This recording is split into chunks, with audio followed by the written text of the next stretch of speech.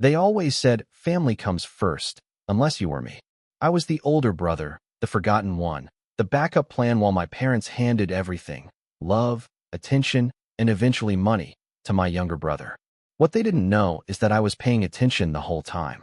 What started as subtle favoritism ended in stolen inheritance, lies, and betrayal that went way deeper than I ever imagined. This might sound like something out of a TV drama, but it's real. And I'm finally ready to talk about it, because maybe someone out there knows what it's like to be the sibling they never chose. So I'm Patrick, 34 now. I have a younger brother, Oliver, who's 28. From the outside, we're just your typical suburban family. 2 sons, 2 parents who are still together, white picket fence kind of deal. But inside our house, things were never as balanced as they seemed. Oliver was always the favorite. And I don't mean that in the casual, youngest gets more attention way. I mean blatant, undeniable favoritism. When he got a B, they clapped. When I got an A, they asked why it wasn't an A+. When he broke the garage window with a football, they laughed. When I accidentally scratched the car backing out, they made me pay for the repair and grounded me. I remember one Thanksgiving when my grandpa, who was the only one to actually see what was going on, pulled me aside and said quietly, "Don't let their blindness make you feel invisible, son." That stuck with me. He was the only one in the family who ever acknowledged it. The imbalance, the silence, the slow erosion of my place in the family. He used to joke, half sincerely, "You're too good for them." And honestly, I thought he was exaggerating. But I didn't expect things to get as bad as they did. I thought once we were adults, maybe they'd finally see me for who I was. Maybe the scales would even out. Turns out, I was wrong. Dead wrong. It started after my grandfather passed away. He'd always been close to me, not in some obligatory family way, but in the real way, the kind that makes you feel seen. He used to take me fishing, taught me how to change my oil, even helped me pay for trade school when my parents insisted college was only for Oliver. The man showed up for me. No conditions, no comparisons. When he passed, it hit me hard. But I found comfort in knowing that he'd left a will. He'd mentioned once, in that same quiet way he did everything, "Don't worry, Patrick. I've made sure you'll be taken care of when I'm gone." So I waited. Funeral passed, the formalities dragged on, and then nothing. No call, no letter, no mention of a will. My parents were quiet about the estate. When I asked casually if Grandpa had left anything for me, my dad shrugged and said, "He didn't have much, you know. Just left everything to your uncle to handle. Don't worry about it." Except, that didn't sit right. I wasn't trying to be greedy. I just knew my grandfather. He wouldn't have left things messy, and he definitely wouldn't have left me out. So I started poking around. I called my uncle, Grandpa's brother, and asked if he'd heard anything about the estate. He was confused. "Didn't your parents tell you? The lawyer already handled everything." That was the moment the pit started forming in my stomach. I asked him if he had a copy of the will. He didn't, but he remembered one thing clearly. "Your grandfather left most of his assets, the house, the savings account, the boat, all to you. Said you'd earned it, and he trusted you to take care of it." My hands went cold, because I didn't have any of that. That night, I couldn't sleep.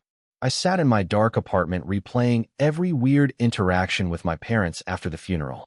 The way they avoided specifics. The way Oliver bought a brand new SUV a few weeks later and claimed he'd got a great deal. I knew something was wrong, but I had no idea how deep it went. I didn't want to jump to conclusions. Maybe there was some mix-up. Maybe my uncle misremembered. Maybe, though it felt like a stretch, my parents just didn't know all the details. But deep down, I already knew. I called the law office that had handled my grandfather's estate. I had to pretend to be asking on behalf of the family, which felt slimy, but I didn't care. I was polite. I didn't demand anything, just asked if they had any public records available regarding the will. The receptionist told me she couldn't send me a full copy without proof I was named in it, but I could request a summary from probate court since the will had already been executed. So I did. It took about 2 weeks to arrive. I remember the moment I opened that envelope like it was yesterday. I was sitting at my kitchen table, coffee in one hand, letter opener in the other. My heart was pounding so loud I swear I could hear it echo in the room. And there it was, plain as day. To my grandson, Patrick, I leave the following: my home, the full balance of my savings account ending in 5289, my boat, and all personal belongings not otherwise specified. There was also a note my grandfather had written, not legally binding, just a personal message. It read, "Patrick, I've seen how strong you've been. This is to give you a head start, a little peace, and maybe a chance to build the life I know you're capable of. I'm proud of you." I sat there in total silence. That boat alone was worth close to $30,000. The savings account? Last time Grandpa mentioned it, it had over $80,000. And the house, easily $300,000 in today's market. That wasn't just a gift. It was security, a future, a statement of love and trust. And I had received none of it. Not the house, not the boat, not the money, nothing. But Oliver, the golden boy, he had just closed on a new condo. Full cash offer. No mortgage. I thought he had help from Mom and Dad, but now I wasn't so sure. The realization hit me like a punch to the ribs. They took it. All of them. Together. I didn't sleep that night. I paced around my apartment until the sun came up. Anger, betrayal, disbelief. It was like a storm I couldn't outrun. But once that storm cleared, what settled in was clarity. Cold, sharp, and focused. I needed answers. No more guessing. No more hoping they'd come clean on their own. So I invited myself to Sunday dinner at my parents' house. It had been a while. Honestly, they barely called me unless they needed something fixed or moved. But the moment I said I'd be coming, Mom acted like it was some kind of holiday. "Oh, Patrick. So good to hear from you. Oliver will be here too. Perfect." Yeah, perfect. Dinner was classic Mom. Pot roast, mashed potatoes, and fake smiles. Oliver rolled in late, of course, with his shiny SUV and that smug, careless energy he always had. The table talk was all about his big year, his smart investments, and how timing was everything. No one asked me a single thing about my life. Halfway through the meal, I cleared my throat and said, "So, I got a copy of Grandpa's will." Everything stopped. My dad's fork froze halfway to his mouth. Mom blinked like I'd just spoken in another language. Oliver looked confused for a second, then shot me this quick, guilty flicker of a look that told me everything I needed to know. "I wasn't going to bring it up," I continued, trying to keep my voice steady, "but I think there's been a mistake. According to the will, Grandpa left me his house, savings, and boat. But I haven't seen any of it. And from what I've seen, it's clearly been sold. So what happened?" The silence stretched uncomfortably. Mom was the first to speak. "Patrick, honey, you don't understand. Things were complicated. The house needed repairs, and your grandfather had a lot of debts. We thought it was best to." "To what?" I cut in. "Sell everything behind my back and give it all to Oliver?" Dad snapped, his voice sharp. "Watch your tone." "And Oliver?" He just shrugged. "Look, man, I didn't ask for anything. They offered to help me out, and I accepted. You weren't around." "I was around," I said. "You just didn't look." What followed was 30 minutes of gaslighting, deflection, and excuses. Mom claimed I was too sensitive. Dad said money ruins families. And Oliver had the audacity to say, "It's not like it was that much anyway. Not that much. That money could have changed my life." When I finally stood up and said, "I know what you did, and you're going to regret it," they just stared at me like I was the problem. They had no idea what was coming next. I left that dinner seething, not just at what they did, but at how casually they dismissed it. Like it was just a technicality. Like I didn't matter. For a while, I didn't know what to do. I thought about lawyers, but my parents had already sold the house and liquidated everything. It had been nearly a year since Grandpa passed, and they'd done everything quietly, cleanly, and with just enough legality to make it complicated. A court battle might take years. And even if I won, what then? The trust was broken. The damage was done. So no, I didn't go to court. I decided on something else. Revenge. But not loud, not messy. Surgical. See, what they forgot, what they always forgot, was that I paid attention. I knew how their lives actually worked beneath the surface. Dad, he was close to retirement, but had a gambling problem he thought no one knew about. I did. I'd bailed him out once in college when a guy named Jorge threatened to show up at our door. Mom, she ran a side business selling custom handmade decor online, but most of it was drop-shipped junk she upcharged like crazy. I'd helped her set up the website years ago, and I still had admin access. And Oliver, oh, sweet golden child Oliver. He had just launched a flashy little startup, some tech nonsense about streamlining logistics for boutique retailers. It sounded impressive, until you dug into the site and realized it was mostly vapor. He bragged about it constantly, said investors were lining up. Even asked me once if I'd consider doing IT support. Unpaid, of course. So I started small. Quiet. I created a fake LinkedIn profile under the name Eli Becker, posing as an angel investor. Sent Oliver a message saying I'd heard about his startup from a mutual contact and wanted to talk about a possible partnership. Within 1 hour, he replied. That's how desperate he was. That's how easy it was going to be. Meanwhile, I started logging into Mom's website backend, slowly changing things. Product images disappeared. Listings glitched. Orders got stuck in checkout. Customers started emailing confused. She thought it was a Shopify bug. I let her believe it. And Dad? Well, I made one anonymous phone call to his office HR about a senior employee with a known history of financial irregularities and off-the-books cash transactions. Just enough to get the ball rolling. I didn't even need to follow up. His past would handle the rest. Step by step, I was tightening the noose. And none of them saw it coming. Oliver took the bait hard. Within a week of messaging Eli Becker, he sent over a full investor pitch deck. It was so full of buzzwords it gave me a headache. Scalable logistics synergy, proprietary engagement flow, early traction with curated vendors. Translation? Nothing real. No revenue. No users. No actual infrastructure. But he didn't know that I knew. I used a few buzzwords back in my reply, told him Eli was impressed, but needed to see user data, backend analytics, and legal filings to prepare a potential term sheet. He sent everything. Login credentials to his dummy dashboard. Screenshots of accounts. Even internal spreadsheets that made it very clear he'd fudged numbers on past grant applications. He'd been lying about revenue and inflating user metrics to secure early-stage funding. Bingo. Meanwhile, I made sure the fake investor email address was traceable to a specific consulting firm, a shell site I threw together in an afternoon. That, if anyone dug deeper, would seem just legit enough to get past surface-level scrutiny, but fake enough to collapse if the heat came on. And then I leaked it. I created an anonymous email and sent the full package, screenshots, spreadsheets, and a polite tip, to one of the startup forums Oliver had recently bragged on, and to a journalist who'd covered up-and-coming founders in our state. It didn't take long. A week later, Oliver's name was plastered in a subreddit under a thread titled, "Another Startup Scam? Red Flags Around Oliver, Last Name, S. Logistics Venture." The comments were brutal.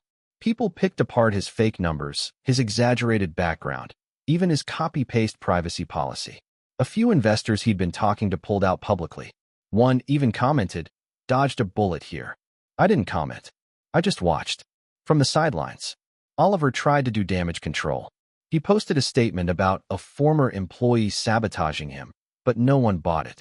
Within a week, his site went down. 2 vendors claimed they never got paid. And Oliver? He stopped posting completely. Mom and Dad didn't say anything to me about it, but I knew they were watching their golden boy crash and burn. And they still had no idea who lit the match. And I wasn't done yet. While Oliver's startup spiraled into digital flames, I turned my attention to Mom. Her little home decor business had always been her pride, a side hustle she treated like a full-blown empire. She'd post about it constantly, handcrafted with love, support small business, each item made personally in our home. Reality? She bought bulk junk from overseas and drop-shipped it with a 400% markup. And I knew all of it. Because I built the site for her years ago, I still had full back-end access. She never changed the password. Ever. At first, I made small tweaks. Quiet things, just enough to cause chaos without being obvious. I changed product sizes in the descriptions, so customers started receiving wrong dimensions. I swapped out a few shipping links, making packages go to the wrong addresses. I set stock numbers to 0 on her top-selling items for just a few hours a day, cutting her peak sales time. Then the customer service emails started pouring in. Delays, wrong items, partial refunds, angry Etsy reviews. I even created a fake customer account and wrote a scathing blog post about the dishonest business practices and low-quality reselling tactics, then submitted it anonymously to a consumer fraud watchdog forum. It spread. Sales dropped. Return requests skyrocketed. PayPal froze her account after too many refund disputes. She made a panicked post on Facebook asking if anyone knew a good web designer or customer service rep, because her site was glitching and she was overwhelmed. I almost offered to help, but I didn't. Instead, I waited until she switched platforms, her desperate attempt to start fresh. That's when I sent screenshots of her original supplier invoices, complete with timestamps and order numbers, to several former customers who believed they were buying handmade items. One of them worked in local media. She wrote a small exposé, "The Handmade Lie: How One Local Seller is Fooling Customers." Nothing huge, but enough to humiliate her in her social circles, where reputation was everything. Her loyal following? Gone overnight. And all I had to do was watch. Mom cried about online trolls and cancel culture, but she never once suspected me. She still thought I was the quiet, distant son who didn't really understand business. But I understood it just fine. Out of all three of them, Dad was the one I underestimated the most. He always seemed cold, hard to read, not the type to blow up or break down. But he had one major weakness that he tried to bury: gambling. It started years ago, mostly poker nights and sports bets with his buddies. But by the time I was in high school, I knew something was wrong. He started locking his office door, getting jittery around the first of the month. There was that one time a guy showed up at the house asking for him, and Dad told me never to talk to people like that. And like everything else, Mom pretended not to see it. I never said a word, but I remembered. So when I made that anonymous call to his HR department a couple weeks earlier, it wasn't just to stir trouble. I knew that if anyone looked into his background, they'd find red flags: offshore betting sites, some sketchy Venmo transfers, even a couple of quiet loan requests from his co-workers that hadn't been paid back. Apparently, someone did look, because 2 weeks later, I got a very interesting call from a former co-worker of mine who now worked at the same firm as Dad. He just said, "Hey, did you hear your dad got put on leave?" Bingo. Turns out, they'd started reviewing his financial conduct after anonymous concerns were raised. He was placed under internal investigation. Nothing criminal yet, but enough to send Dad into a tailspin. I didn't see it happen, but I heard about it from my cousin, who loves family gossip. Apparently, he came home one night, slammed a stack of papers on the table, and started yelling about snakes in the grass and backstabbers. He accused co-workers of turning on him. Mom told him to just retire early and stop making things worse. And Oliver, of course, said nothing, since he was still reeling from his own collapse. The cherry on top? I created a fake debt collector profile and left a few anonymous voicemails at their house. Just enough to rattle him. Nothing actionable. Just things like, "Mr. Last name, we've reviewed your accounts again. Still waiting on a response." This is the final courtesy call before further steps are taken. My cousin told me Dad started unplugging the landline. He was unraveling. The man who had once stood over me and said, "You'll never be as smart as Oliver," now sat in a dark living room, afraid to answer his phone. And I hadn't even touched the real endgame yet. I knew revenge wasn't complete until I got justice for what started it all: the will, the theft, the part that still made my stomach twist every time I thought about my grandfather's quiet, handwritten note. "I've made sure you'll be taken care of." He tried. They stole it anyway. And I was about to make that part hurt the most.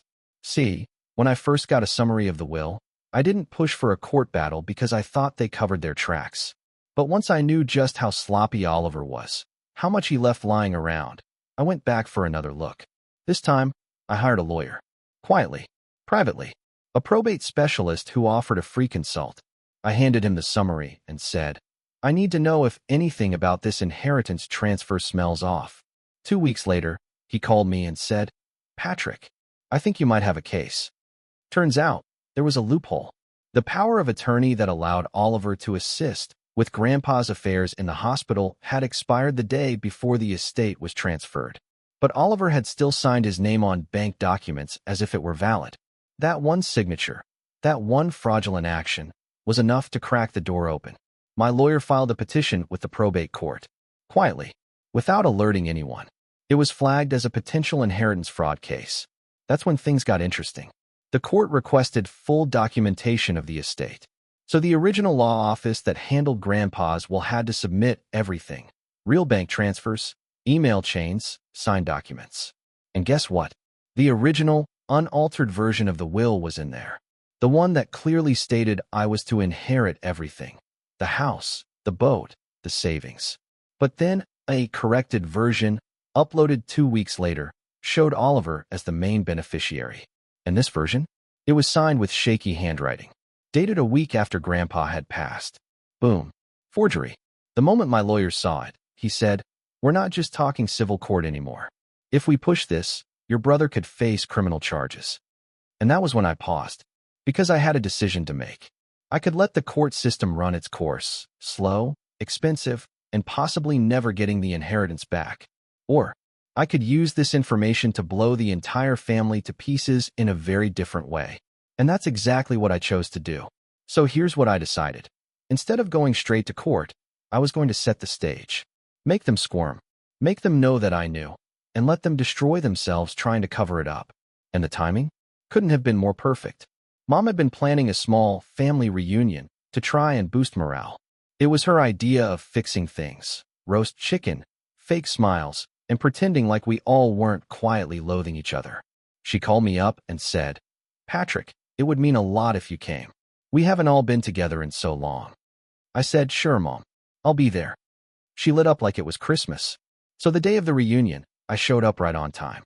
Brought a bottle of wine. Hugged everyone like nothing was wrong. I was friendly, calm, chill. Oliver looked like hell, sunken eyes, jittery hands. Dad was quiet, tense. Mom kept putting on that fake hostess smile she always used when things were falling apart. After dinner, I pulled out a folder. "Oh, I brought something I wanted to show you guys. Been meaning to ask about it." They looked confused. I handed it to Mom, but spoke loud enough for all of them. "It's the original copy of Grandpa's will. The real one. The one you said didn't exist." The color drained from her face. Dad leaned over her shoulder, blinking hard at the page. Oliver just froze, like someone hit pause on his whole body. "I also have the version with Oliver's name on it," I continued. "Signed and dated after Grandpa died. Kind of weird, right?" Nobody said a word, so I leaned in a little closer and added, "Here's the fun part. I've already submitted this to the probate court. They flagged it for potential fraud. Forgery, specifically." That's when Oliver finally spoke. "You don't understand what happened." "No," I said. "You don't. You don't understand what it's like to be erased by your own family. You took what wasn't yours. And now, I'm taking everything back." Mom started crying. Dad muttered something about this going too far. But I wasn't done. "I'm giving you a choice," I said. "You come clean. Publicly. You admit what you did, on paper, to the court. You sign over every penny of what you stole. Or I let this thing go all the way, and you deal with fraud charges." Oliver tried to argue, said he'd talked to a lawyer, that I was blowing things out of proportion. So I dropped the final bomb. "I already spoke to the bank. You committed financial fraud using an expired power of attorney. It's federal. If you want to risk prison time over this, go ahead. But make no mistake, I'm not bluffing." I left the folder on the table. Then I walked out and let the silence eat them alive. After I walked out of that reunion, I thought I'd feel victorious. Instead, what hit me was silence. The kind that wasn't peaceful but heavy. Thick with all the things left unsaid. With all the damage now impossible to ignore. Mom called me the next day. Quiet voice, strained. "Patrick, can we talk? Please. We want to make things right." I almost laughed. I told her, "You can't just fix this with words, Mom. You helped Oliver steal what was mine. You lied to me for years. I don't know what making things right even looks like." She begged. Dad joined in, promising they'd cooperate, that they wanted peace. Oliver? Silent. For a moment, I considered it. Maybe it was time to forgive. Maybe I could let them back in, on my terms. Pretend it never happened. Keep the family from tearing apart in public. But I'm not that naive. I played along. I told them I'd think about it. That maybe, eventually, we could rebuild some trust. And they breathed a collective sigh of relief. I gave them what they wanted, a fake forgiveness. I stopped sending the anonymous tips. I paused the fake calls. Mom's website glitches stopped. Oliver's investors got vague assurances that things were being worked out. All while, behind the scenes, I kept the court case alive. Because that was the real punishment. I'd let them believe I was ready to move on, but I wasn't. Not yet. The knife was still in the wound. 3 months passed. In that time, my family tried to go back to normal. They sent texts, invited me to dinner.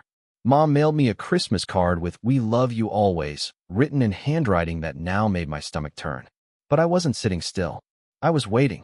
letting the court build its case quietly behind the scenes. And then the moment came.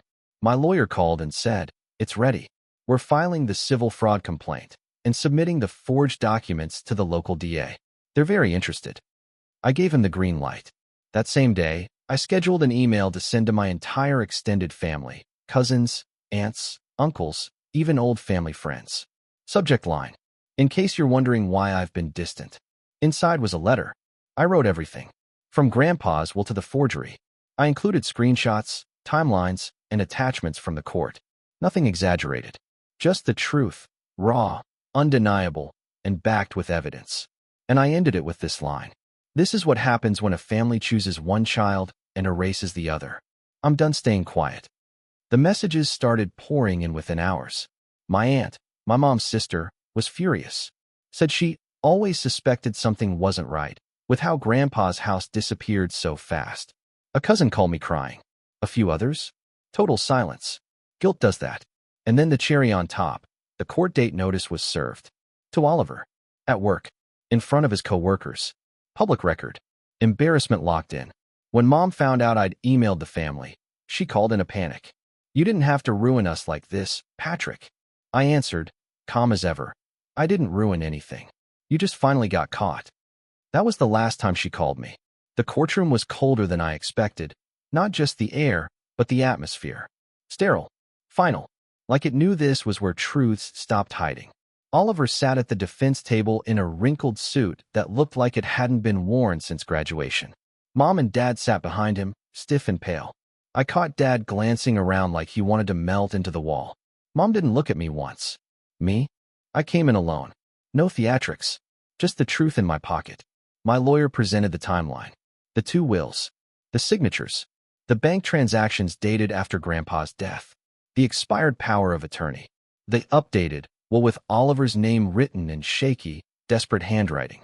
We showed how they'd sold Grandpa's house, closed the accounts, and funneled the proceeds directly into Oliver's condo. All without ever informing me, the rightful heir. Oliver's lawyer tried to spin it. It was a misunderstanding. He thought he had legal authority. He was grieving and rushed through the paperwork. But the judge didn't buy it. Not with the evidence. Not with the handwriting analysis. Not when we submitted emails between Oliver and my mom celebrating the house sale, dated 2 days after Grandpa's funeral, calling it a clean win. The judge was silent for a long time. Then he said something I'll never forget. "What's most disturbing here is not just the forgery, but the family's coordinated effort to keep this from the rightful heir. That isn't just civil misconduct. That is theft. That is betrayal." Verdict? Judgment in my favor. Full restitution. The value of the house, the boat, the savings account, and damages for fraud. They had 30 days to pay. Oliver's face collapsed right there in the courtroom. Dad muttered something I couldn't hear. Mom finally looked at me, but it wasn't hate in her eyes. It was something worse, regret. But I felt nothing. Not pity. Not pride. Just closure. After the court ruling, the dominoes didn't just fall. They exploded. Oliver was the first to crumble. He couldn't pay. His condo was leveraged and his accounts nearly empty, thanks to all the money he burned trying to keep his sham of a startup afloat. So the court put a lien on his property and began garnishing what little income he still had. He tried to appeal. It failed miserably. His name became Googleable in all the worst ways: fraud, inheritance dispute, civil judgment. He deleted all his social media. His investors, who were already wary after the fake scandal I'd triggered months ago, disappeared completely. The startup officially shut down. Website gone. Company dissolved. He's now back living at home with our parents. No car. No job. No credibility. And Mom and Dad, they had to cough up a lot more than they expected. To help Oliver settle part of the debt, they took out a home equity loan, the same house they used to brag about retiring in comfort inside. That dream? Gone. Dad was forced to resign early from his job. Not technically fired, but the mutual agreement came fast after the HR whispers and internal probe I'd started. Mom shut down her little business. Too many refund claims, too many chargebacks, and too much public shame. Turns out, customers talk, and a small-town reputation burns fast once the truth spreads. They tried to play the victims, told the rest of the family I overreacted, that I wasn't willing to forgive. But they couldn't spin it forever. Not with the court documents and timeline I'd already shared. The truth was out. They lost their money, their image, their control. And me? I didn't just get back what they stole. I got something more valuable. My power. People like to say, revenge doesn't solve anything. Maybe they're right, in fairy tales. But in real life? Sometimes, it's the only language people understand. I didn't ask to be the outsider in my own family. I didn't ask to be the one they leaned on when they needed help, then pushed aside when it mattered most. I was quiet. I kept my head down. I did the right thing for years, and it got me nothing. Until I stopped playing their game. What I learned through all this is something my grandfather probably knew long before I did. Being the bigger person only works when the other side has a conscience. Mine didn't. Not until I gave them a reason to. I didn't get my grandfather back. I didn't get the childhood I deserved. But I did reclaim my voice. I got justice, not just in court, but in every stunned silence, every nervous glance, every friend or family member who now knows exactly what kind of people they are. And no, I don't regret a single thing. I still have the boat title. It's parked in a marina now, not far from where Grandpa used to take me fishing. I go there sometimes, just to sit, think, listen to the water. I even renamed it The Long Game, because that's what this was. I didn't post this for sympathy. I just wanted someone to know, to see the full picture. And maybe, if you're out there going through something similar, you'll understand. Sometimes, the best revenge is finally being seen.